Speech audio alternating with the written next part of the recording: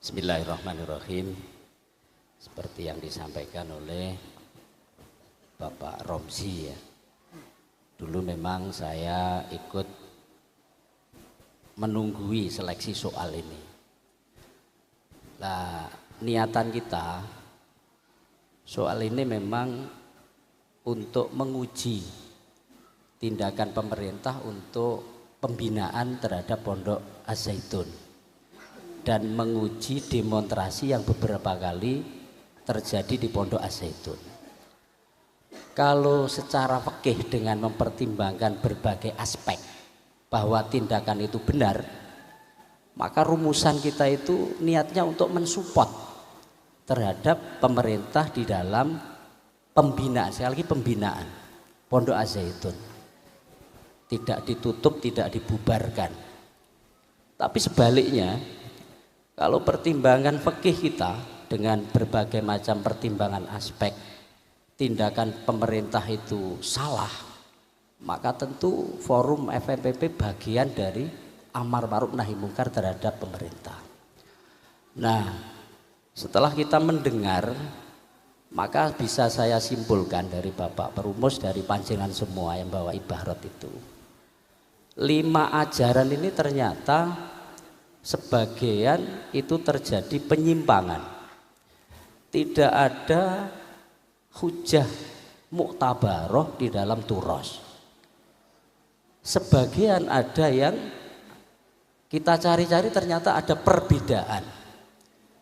Artinya ajaran sebagian yang kita tulis di 5 poin itu Pondok Az-Zaitun mengambil satu hal yang berbeda dari yang dilakukan oleh umumnya masyarakat Indonesia, dan itu ada legalnya seperti jamaah dengan renggang tadi.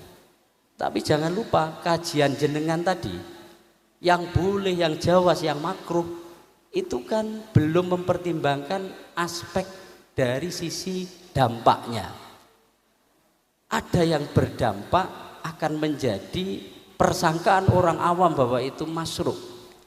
Ada yang berdampak bahwa itu terjadi iham, kesalahan masyarakat di dalam memahami tauhid, seperti ajaran yang disampaikan di dalam Pondok Az-Zaitun, Al-Quran itu bukan kalamullah.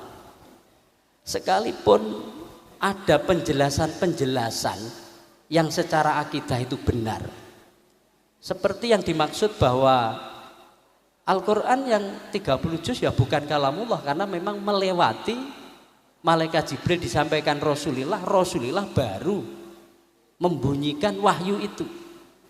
Tapi ini tetap saja sangat bahaya, dampaknya luar biasa. Ini mirip dengan kisahnya Syekh Junaid Al-Baghdadi ketika menjadi qadhi di Irak di tahun 900-an lah.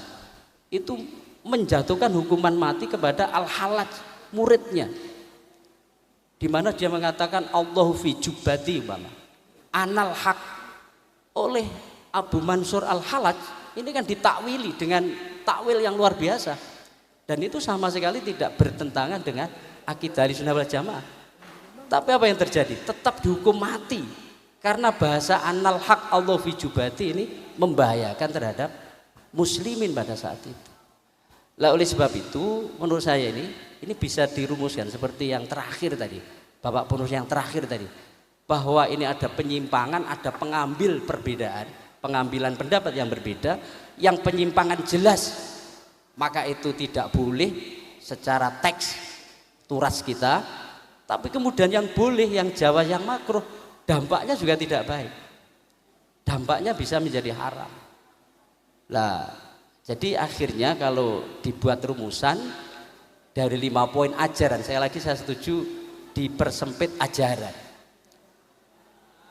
Jadi ajaran 5 poin ini adalah sebagian ada yang penyimpangan, sebagian ada yang mengambil khilaf, tapi khilaf yang wairu mu'tabar, ada yang sangat lemah, dan yang khilaf ini ternyata juga berdampak pada hal yang negatif.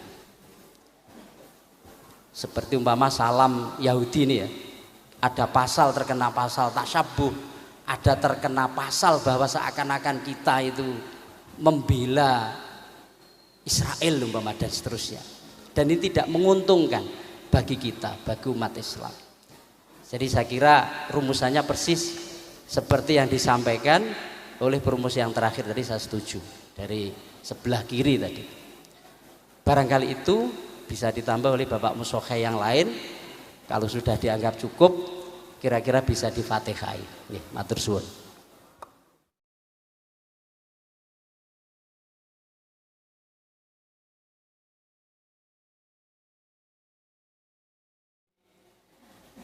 Ya tinggal diteruskan sedikit mungkin itu rumusannya. Jadi hukum memondokkan anak ke pondok Az-Zaitun, hukumnya tidak boleh sampai ada kepastian dari pemerintah lewat pembinaannya Az-Zaitun sudah steril dari ajaran-ajaran yang menyimpang.